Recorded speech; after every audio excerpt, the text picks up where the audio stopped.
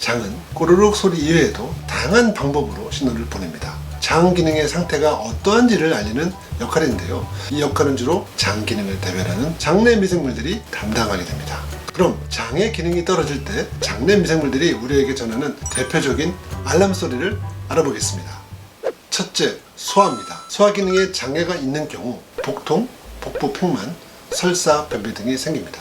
과음, 과식, 흡연, 그리고 스트레스 등도 위산 분비에 영향을 주고 소화가 안 되어 속쓰림, 구토 등의 증상으로 나타납니다. 위장, 소장, 대장 등 절제 수술을 한 직후에는 장소리가 들리지 않습니다. 이때 음식을 먹게 되면 구토나 복통이 일으킬 수 있습니다. 이러한 증상은 아직 음식이 들어오면 안 되고 장 기능이 원활하게 이루어지지 않는다는 신호이기 때문에 수술 직후에 이런 알람 소리를 주의 깊게 듣는 것이 중요합니다. 두 번째, 대사와 에너지 흡수입니다. 대사, 즉 메타볼리즘 작용이란 음식을 소화 흡수시켜서 에너지로 이용하는 것입니다. 음식을 섭취했다 하더라도 모두 에너지로 전환되는 것은 아닙니다. 전환되는 에너지 양은 장내 미생물에 따라 결정됩니다. 남들보다 많이 먹지 않는데도 살이 찐다면 먹는 족족 장내 미생물, 즉 비만균의 작용으로 인해서 그대로 지방으로 축적되기 때문입니다. 비만균이나 유해균들은 정제 탄수화물, 단당류, 고탄수화물들을 좋아합니다. 이런 장내 미생물 때문에 입맛도 이에 맞기에 바뀌어서 식이섬유질이 적은 식사를 찾게 되고 이런 식습관들이 바로 비만인들에게서 공통적으로 보이는 장내 미생물의 알람 소리입니다. 또한 비만균이나 유해균들이 많아지면 장벽에 에너지로 쓰이는 단세 지방산의 합성이 부족하게 되고 장내 미생물 환경은 더욱더 안 좋아지게 됩니다.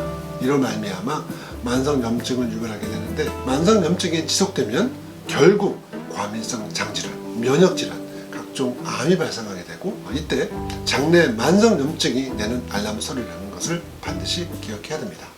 세 번째, 장벽 보호입니다. 음식을 먹을 때 소독이 완벽하게 됐는지 혹은 몸에 안 좋은 것들이 있는지 일일이 알기는 어렵습니다. 이럴 때 장벽은 음식 상태를 체크하고 취사해서 선택하는 감독관의 역할을 하게 됩니다. 유약하고 몸에 필요한 영양소를 흡수하고 이용하지만 안 좋은 물질은 구분해서 그대로 몸 밖으로 내보내는 역할을 하게 되는 거죠. 장벽은 마치 외부 물질로부터 몸을 방어하고 지키는 튼튼한 보호막을 치고 있는 셈인 것입니다. 소화가 안 되고 먹으면 더부룩하다, 특정 음식이 맞지 않는다, 우유를 먹으면 설사한다, 밀가루 음식을 먹으면 가스가 차고 변비가 생긴다와 같이 음식에 대한 반응이 다른 것도 저마다 장내 미생물 상태를 알려주는 것이라는 것을 알아야 됩니다. 이는 음식에 대한 자신만의 특이한 반응이기 때문입니다. 이러한 반응은 장내 미생물의 상태를 알려주는 알람 신호이기 때문에 주의를 기울여야 됩니다.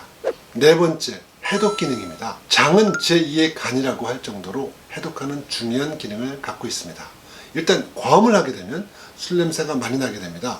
호흡과 간을 통해 분해된 독소라고 할 수 있는 알코올은 간을 통해 분해되고 간과 신장 그리고 호흡을 통해 몸 밖으로 내뿜어집니다.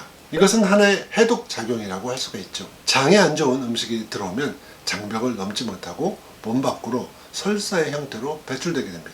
장내 세균은 감염도 예방하고 장내에 침입하는 많은 독소에 대항해서 1차적인 방어벽 역할을 하게 됩니다. 따라서 장이 그 보호 기능을 못한다면 간에 부담이 더 커지게 되고 해독 기능이 떨어졌다는 알람 소리를 내보내게 됩니다. 다섯 번째, 면역 기능입니다. 장은 최대의 면역 기관입니다. 게다가 세균은 특정 면역 세포를 통제하고 자가 면역, 인체 스스로 인체 조직을 공격하는 상태를 방지함으로써 면역기를 가르치고 지원할 수 있습니다. 장 건강이 안 좋으면 면역 기능에 문제가 생기는, 심지어 면역 세포들이 본인을 공격하게 되는 자가 면역 질환이 생기게 됩니다. 그리고 아토피, 피부 질환, 류마티스 관절염, 치매, 자폐, 주의력 결핍, 광이 행동 장애 등도 장의 면역 기능과 깊은 관련이 있습니다.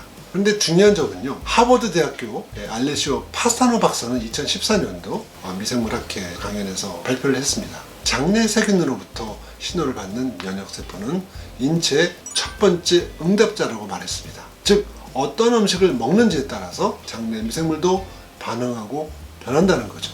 묵인 상태의 태아가 모체의 양순에 있다가 세상 밖으로 나오고 모유 또 우유를 먹는 일반 시기를 하게 되면 처음으로 음식과 같은 외부 물질이 체내로 들어오게 되면서 장내 미생물과 생태계도 발달하게 되는 겁니다. 어떤 음식을 먹는지에 따라서 장내 미생물 환경에 변화를 주게 되는데, 아토피, 피부 질환 환자가 식이 습관을 바꿨더니 피부 병면도 없어지고 비염도 낫다, 잠도 잘 잔다, 그런 일을 많은 경험을 하게 됩니다. 이때는 변의 색깔과 냄새도 좋아졌다고 합니다. 이런 반응 모두 장내 미생물들의 면역에 대한 알람소리라고 할 수 있습니다. 여섯 번째, 뇌신경 전달 물질 생성입니다. 도파민, 세로토닌, 가바 등 기쁨, 행복, 편안함과 연관되는 대표적인 신경 전달 물질은 우리 뇌뿐만 아니라 장내 미생물에 의해서도 만들어집니다. 결국 뇌와 장은 미생물이 하나의 축으로 연결되어서 양 방향으로 소통을 해서 서로에게 영향을 주고 있습니다. 이 축에 이상이 생긴다면 장을 포함한 많은 만성, 신체 질환을 유발할 뿐만 아니라 파킨슨 등 뇌질환, 또 우울증, 또 불안 등이 생기는 것은 장내 미생물의 기능 저하를 알리는 소리입니다. 이렇듯 장 건강이 안 좋으면 여러 가지 빨간 알람이 울리게 됩니다.